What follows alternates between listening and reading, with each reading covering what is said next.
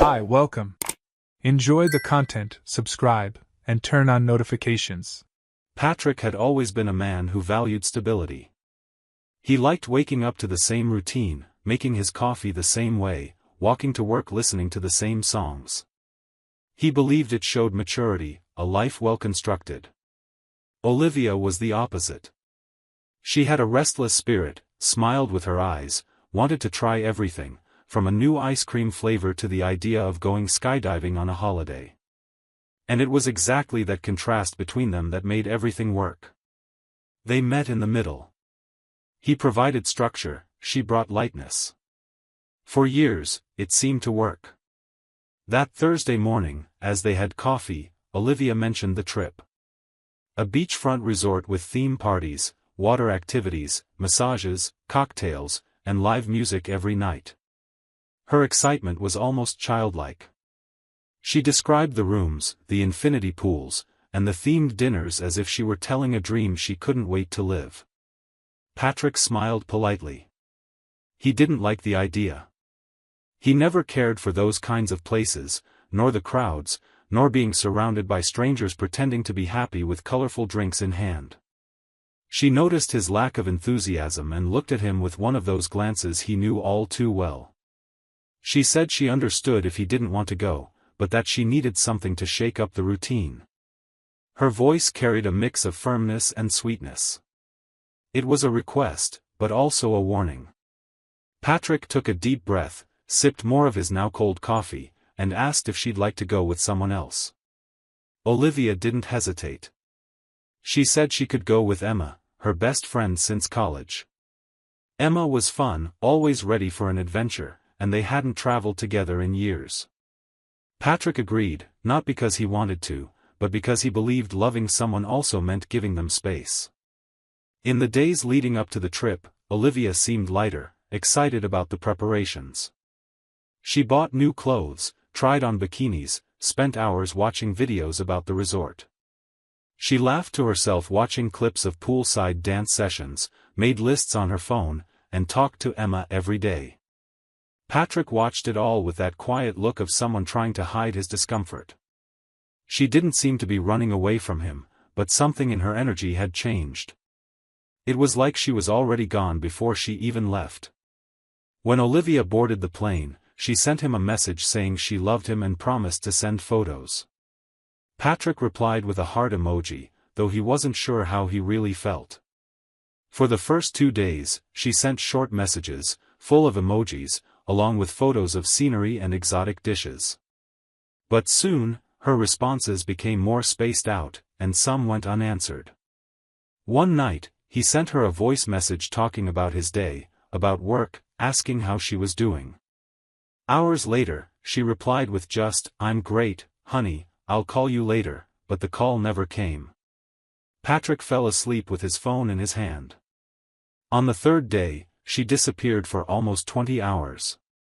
She only resurfaced in the late afternoon, saying the resort signal was unstable. He wanted to believe her. Wanted to think that was really the reason.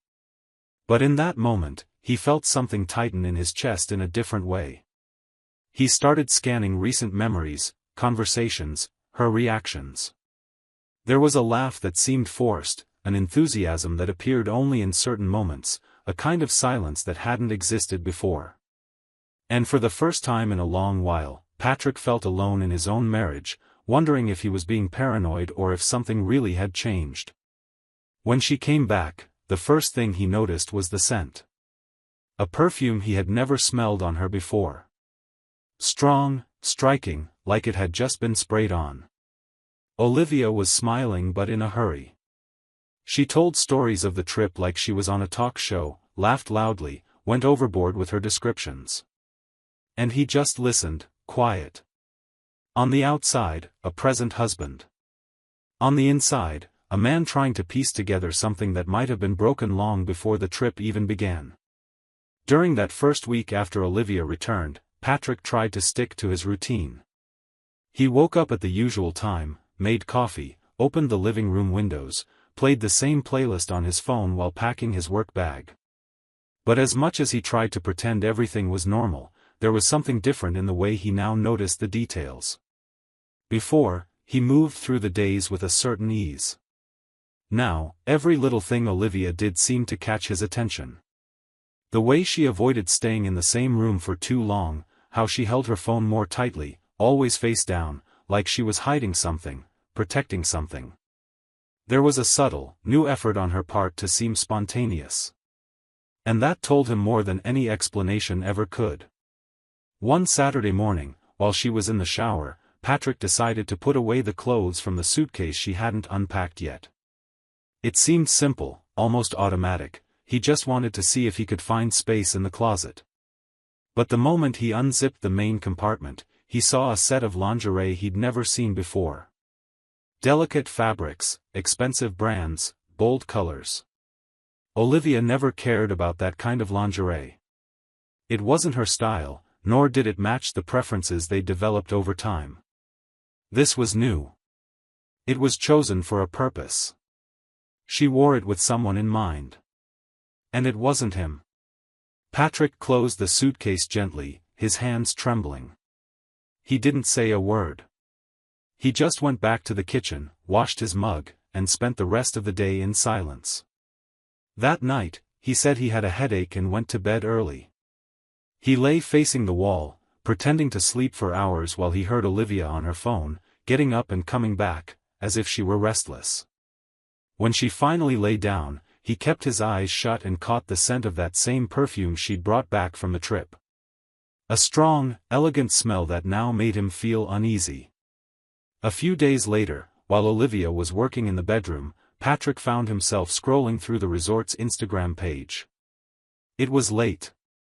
He said he'd get something to eat and took the chance to stay in the living room alone, phone in hand. He opened the resort's official page, scrolled through photos and posts, and decided to watch the videos saved by guests. There were dozens of them, but one caught his eye. It showed a pool party, lots of music, laughter, colorful drinks, people dancing around the pool. He paused at one point. Something caught his attention. A woman with loose hair, wearing a dress he remembered Olivia buying before the trip, was dancing close to a man in an open shirt and sunglasses. The image wasn't very clear, but it was enough. The way she leaned into the dance, how they seemed in sync, how close their bodies were. It was Olivia.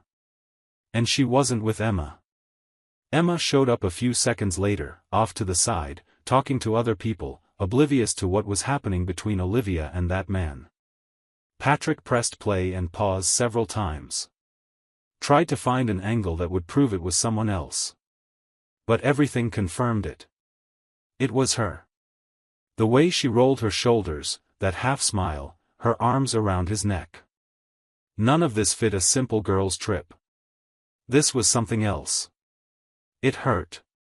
It knocked the ground out from under him. He put his phone in his pocket and went upstairs. Olivia was reading, or pretending to. He stood at the door and watched her for a few seconds. She looked up and smiled, as if everything was fine. His voice came out dry. Who was that man in the pool video? She took a while to answer, looking confused, maybe surprised he'd found out. She tried to play it down, said he was just an event host. But the way she avoided his eyes told him more than any excuse. When he pressed on, she hesitated, switched up her story, tried to force a laugh. In the end, she said, "It's not what it looks like." Those words echoed like a gunshot. It was exactly what it looked like. Someone having fun in secret, living another story on a trip far from obligations. The woman he loved was now trying to get out of a tight spot with flimsy explanations. And inside, he was in ruins, but he stayed calm. Almost cold. As if the pain had given way to clarity. Trust had dissolved. He asked again, firmly. She lost her composure, cried, said she loved him, that she was confused, that the trip had affected her in a way she hadn't expected. She tried to justify it, saying she felt alone, ignored in recent months. Every word was a subtle way of shifting the blame onto him, as if that explained what she had done. Patrick listened in silence. On the outside, unmoving. On the inside, in turmoil. She was still sobbing when he took a step back. He looked at her for another moment, an empty look, as if he understood everything he needed to, and then simply turned his back on her. He left the bedroom without a word. No shouting, no goodbyes, no promises. Just the sound of his own footsteps echoing down the hallway. That night, he didn't sleep. He stayed in the living room, staring at nothing, trying to figure out when their story had started to go off track. And especially, trying to accept there was no going back. The house had been quiet since the night before. Neither of them slept well after what happened with the video. The truth was out, like a chasm they couldn't cross. He couldn't get that image of her dancing at the pool out of his head, the smiles, the closeness. He didn't need to hear any more. He already knew enough. The next morning, he woke up before his alarm. He lay there for a while, staring at the ceiling, until he made a decision. He got up slowly, went to the closet, and pulled out the blue suitcase she always used for short trips. It wasn't about anger or impulse, it was a conclusion. He started gathering her clothes, folding them neatly. He packed her shoes, cosmetics, the new perfumes, chargers, everything. He didn't worry about picking or leaving anything behind. It all had to go. It was as if each piece of clothing he packed was another piece of their story that needed to be removed from the house, and from him. As he wheeled the suitcase into the living room, Olivia appeared at the top of the stairs, barefoot, her eyes puffy from a sleepless night. She came down slowly, looking at the scene in disbelief. Patrick didn't speak right away. He just left the suitcase in the middle of the room and pointed to the door. She tried to come closer, but he stepped aside. She asked what was going on. He told her that during the night he'd decided she no longer belonged there. She swallowed hard, tried to keep calm, but her voice shook. She said she'd messed up, but it only happened once. She was confused. He had pulled away many times too. They had a history, things couldn't end like this. He said it was over the moment she chose to be part of someone else's story. She cried and tried to touch him, but again, he moved back. She begged for one more chance. She said they could fix it, for everything they had built. He said they had built something she had chosen to destroy, and now he was just clearing away the rubble. She went silent. Looked at the suitcase. Then at him. And realized there was no room to insist. Hands shaking, she grabbed the handle and left, crying quietly. Patrick closed the door firmly behind her, like he was putting a period at the end of a sentence. That sound of the door shutting was more symbolic than any argument ever could be. Over the following days, she sent messages, some filled with regret, others calmer, as if hoping time would lessen the weight of what she'd done. Patrick didn't answer. He contacted a lawyer, started divorce proceedings, and got everything in order. He only asked that it be quick, with no delays. Their story had lingered long enough. When the papers arrived, he signed them without hesitation. 3 weeks went by. Patrick was driving home from work in silence when his phone rang. It was Olivia. He thought about ignoring it, but something made him pick up. On the other end, she was breathing heavily, struggling to control her emotions. She said she needed to tell him something. He said nothing. She said she was pregnant. He felt his heart pound for a second, and his mind went blank. The silence stretched between them. Then she said she found out that week, that she'd been to the doctor. Patrick stayed quiet. The car kept moving, but the road no longer looked the same to him. The story he thought had ended, maybe had just started again. 2 months passed after that call. Patrick went on with his life as if he hadn't heard a thing. He kept working, reorganized his routine, avoided mentioning Olivia at all. Whenever someone brought her up, he changed the subject.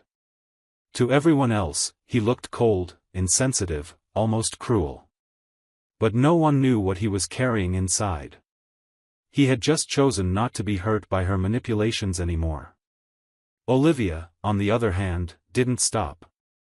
She called, texted, stayed present in all their social circles. She talked to Patrick's mother, father, siblings, cousins.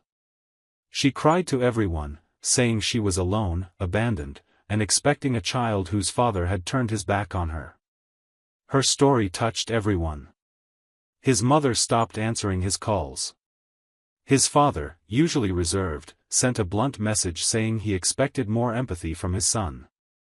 His siblings kept their distance. Childhood friends looked at him differently. Worst of all, no one asked for his side of the story. Until one random Friday, Noah, his best friend since college, showed up at his place unannounced. He had 2 beers and a frustrated look on his face. He sat on the couch and got right to the point. He told Patrick everyone was talking like he was the bad guy, and he knew that wasn't who Patrick was. Patrick took a deep breath and, for the first time in weeks, told the whole story: the resort video, the dance with the stranger, the new lingerie, the coldness in her eyes, the careless lies. The argument, the suitcase, the breakup, and finally the call where she announced the pregnancy. Noah listened quietly. When Patrick finished, Noah said he knew Patrick and that Patrick knew what he had to do: a DNA test. There were tests you could do during pregnancy, expensive but available. If Olivia had nothing to hide, she'd agree. Patrick thought about it all night. The idea felt harsh, invasive. But it was the only way to protect himself from another blow. The next morning, he called Olivia. She picked up quickly, like she'd been waiting for it. The conversation was tense. He told her he wanted a DNA test, a non-invasive prenatal one. She fell silent, then spoke in an offended tone. She asked if he was saying she'd slept with someone else. He said he needed clarity. She was the one who had disrespected their marriage, and he had the right to be sure. She cried, said he was being cruel, that she'd never been with anyone else, that the child was his and she was tired of proving the obvious. But in the end, she agreed. They scheduled it at a specialized clinic. He went with her, cold and silent. She tried to make conversation, tried to smile, brought up old memories on the way. He stayed distant. The procedure was done, and despite the tension, both left in silence. 2 weeks later, Patrick got a call from the clinic. The results were in, and it was clear, he was not the father. He stood still for a few minutes, staring at the test results. The words were there, raw, direct, unemotional. Not consistent with paternity. It confirmed what his heart had already known.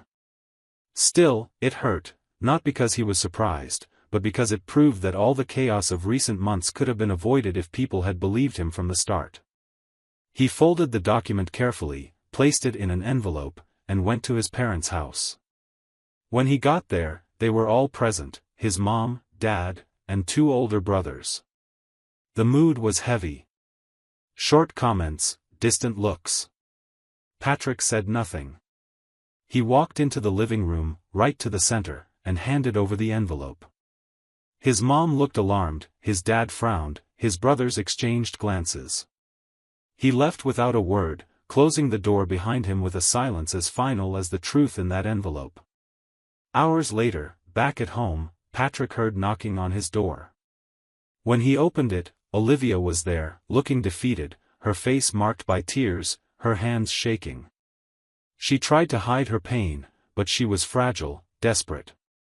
She asked for forgiveness, said she knew she'd messed up, that she'd hurt him.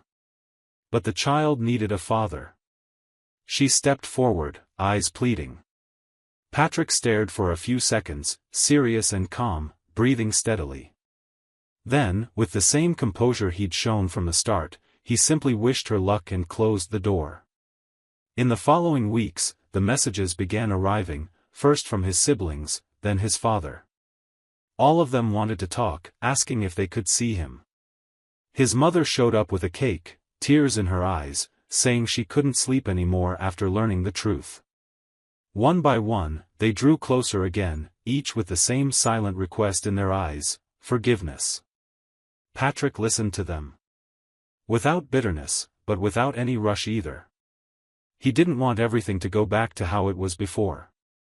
He just wanted people to see him for who he really was, a man who only ever wanted respect and honesty. Life finally found a new order. The wounds didn't vanish, but they began to heal. And in that quiet restart, he found something no one could take away from him: peace. Thank you for watching the video. If you enjoyed it, don't forget to subscribe to the channel and turn on notifications so you won't miss any updates. See you next time.